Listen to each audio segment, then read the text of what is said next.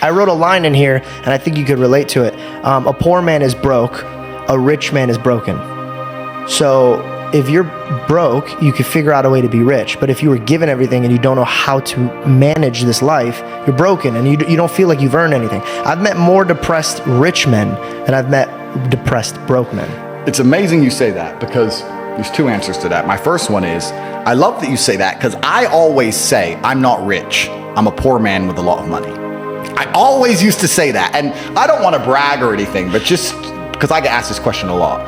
I've been extremely successful. I have hundreds of millions of dollars. In fact, I think our last valuation across everything we own we're almost at B now. So we're doing very, very, I'm a billionaire. Top G's a billionaire. So we're doing extremely well. That's the first thing. The second thing, it's great that you say that, because I completely agree. Because if you're born with everything, if you're born with all this money, that you have no aspiration, nothing to actually grasp onto and trying to achieve, then money doesn't make you happy. But then you can analyze this from another angle, right? We were just talking earlier, we can always pivot back to who the matrix are, who's in charge. So let me ask you. Do you have somebody that well, let me ask you a question. Okay, go ahead. If you're born into a dynasty, let's say a banking dynasty, and you're born a billionaire, and you have everything you've ever wanted ever, and money has absolutely no value at all, and a brand new Ferrari doesn't mean a thing. You could buy one every 10 minutes for the rest of your life, and money doesn't make you happy. What's the one thing that's going to make you happy? Controlling others. Controlling others. Power. Ego.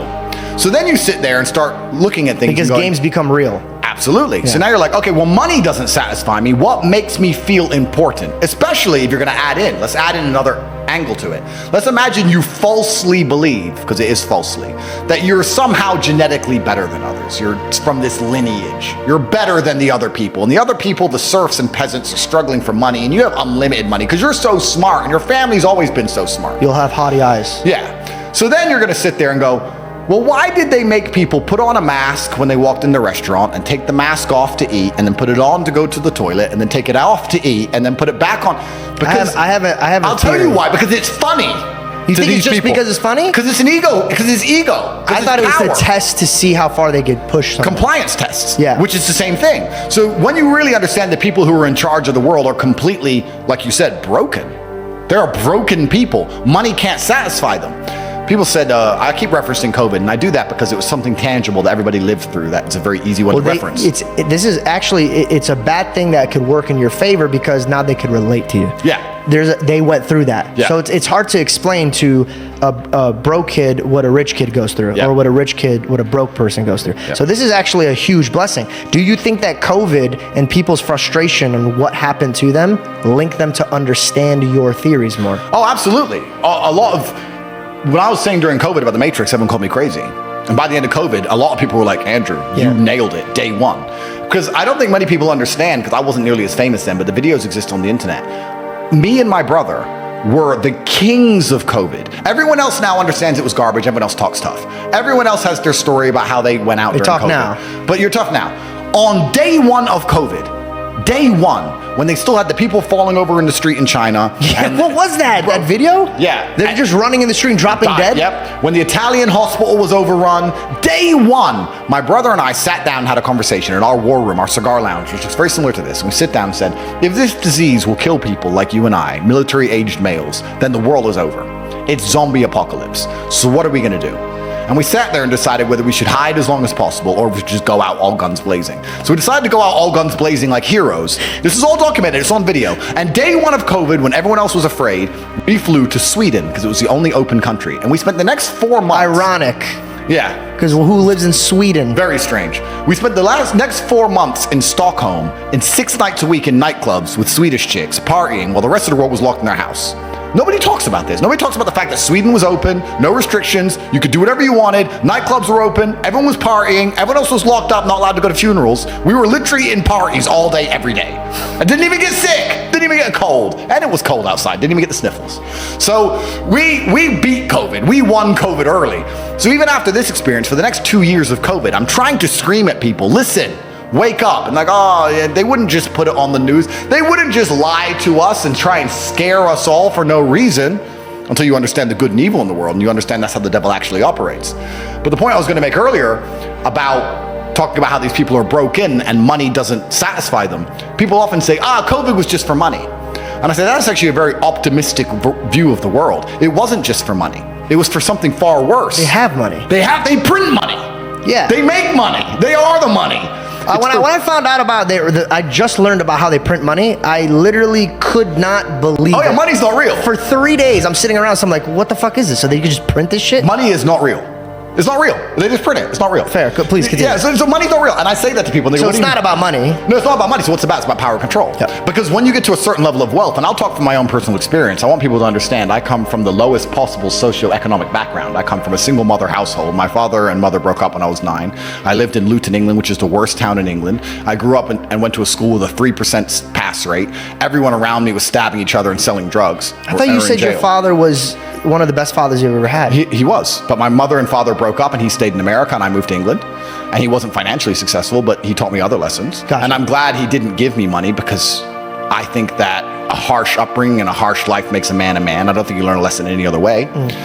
But I come from the absolute bottom, and now I'm up at a position where we have a very large empire. A lot of it is shadow. Most people don't know what it is, but even our overt things, even our university and things that are online are turning over $15, $20 million a week. So we're doing crazy sums of money. So I've been from the absolute bottom to the absolute top. I've seen it all. And once you get past a certain level of wealth, once you get past a certain level of money, but then you understand what money is, right? So we say about money not being real. Money is not real from a governmental perspective because they just print it. It's nothing. But money is truthfully the stored time and energy of other people.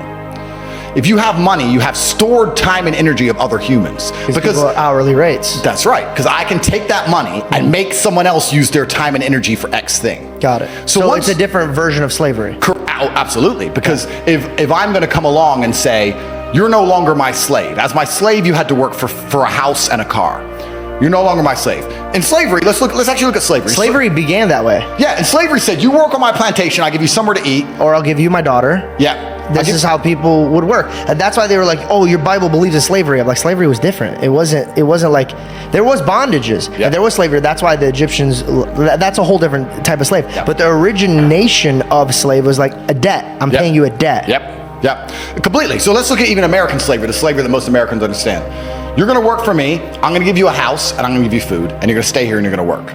Slavery is abolished, so now what do? You're gonna work for me, I'm gonna give you that, I'm gonna give you some money, and that money is enough to only buy you a house and some food.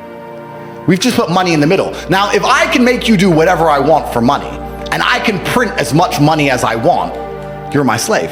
Because I can print it from the sky, and you need it to live. So you are my slave. Money's not real. So I have all of this money. I have the stored time and energy of other humans. And once you get past a certain level of wealth, you understand, which ties back to COVID, that you're not interested in money. What you're interested in is people. It's always been about having good people around you. You want a beautiful, doting, loving woman who's obsessed with you. You want good brothers who will stand by you and make you motivated. You want bodyguards who are going to protect you. You want people. And then you want to look at it further down the rabbit hole. You want to get more sinister. If you've been born into a lineage or a dynasty or the people who control the world, you want people, you want robot people. You don't want to be spoken to disrespectfully. In your empire, in your podcast empire, right? You now have a podcast. Would you allow a member of staff to come along and say, this is bullshit. I don't like how you do this. This is shit. You're shit. Or would you fire him? I don't know if I would fire them. I would first try to teach them how to behave. And if they didn't listen? They're out. Absolutely. So let's imagine you ran a country. Okay. All right. Let's imagine you ran the world. And then let's imagine there's this guy called Top G who sits down there because the most Googled man in the world for telling the world that COVID's a lie. And you're making everybody run around and do everything you say. You're going to allow that person to get away with it? And now you start to understand, that's how the matrix operates. So the people who are broken, raised on money, are so obsessed with power and control, which explains a lot of the society we're in, because they don't look up to God. These people think they are God. So that's the biggest fault. And they're trying to make robots of us all. They're trying to enslave us. I you know what bothers me more than anything is when I walk into an establishment and the person who's working is like, go to there, and they point at a machine. What breaks my heart is that machine is going to replace you. Yep. And you have no idea. Yep. So you've gotten in a place where the person above you is encouraging you to be replaced. That's like, hey, see yourself out. Legitimately. Yep. See yourself out. But people don't think. They don't, and they absolutely lack perspicacity. And then you go further down the rabbit hole because, like I said, there's layers to the rabbit hole. I don't know how Alex Jones you want me to go, but he's right about all the way. He's right about a lot of things. So you're an Alex Jones fan? I like a lot of the things he says, and I'm not saying I agree with everything he says, but a lot of the things he says have been proven to be absolutely true.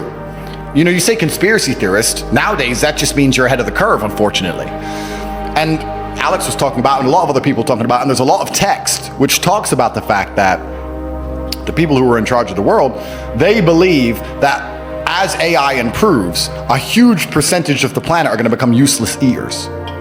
They don't need you anymore.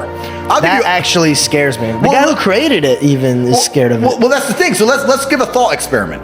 As it stands right now, most people are so uninteresting and so unremarkable that you could replace them online with a chat GPT bot and you wouldn't really notice. Genuinely, that's how boring most humans are. If you're special and remarkable and unique and you're famous or you do whatever, that's different. But most people you could replace with chat GPT by text, you wouldn't even notice. And that is a free application which is brand new. Imagine we're gonna be in 20 years from now. So we start talking about useless ears. This has been discussed by very important, very powerful people at length. The same people who are trying to give you the vaccine are talking about the fact that the population of the earth needs to decline. Why do we need, they say it, Bill Gates says it. Why do we need to get rid of people? Well, machines will do it. So why do we need people sitting around who have hopes, dreams, aspirations? They want health care, they want safety, security, children, all of this garbage. We just need somebody to do X job, and a machine can do X job, so what do we need these people for? So then you start looking. I find it weird that Hollywood was the first one to strike about it, but it was about actors. Well, yeah, because have you ever asked ChatGPT to write a movie? Like that? Bro, it's better than anything you've seen in Hollywood in a long time. There's no woke bullshit. There's no trans, lesbian, black, double-dicked fucking hero. So it's great.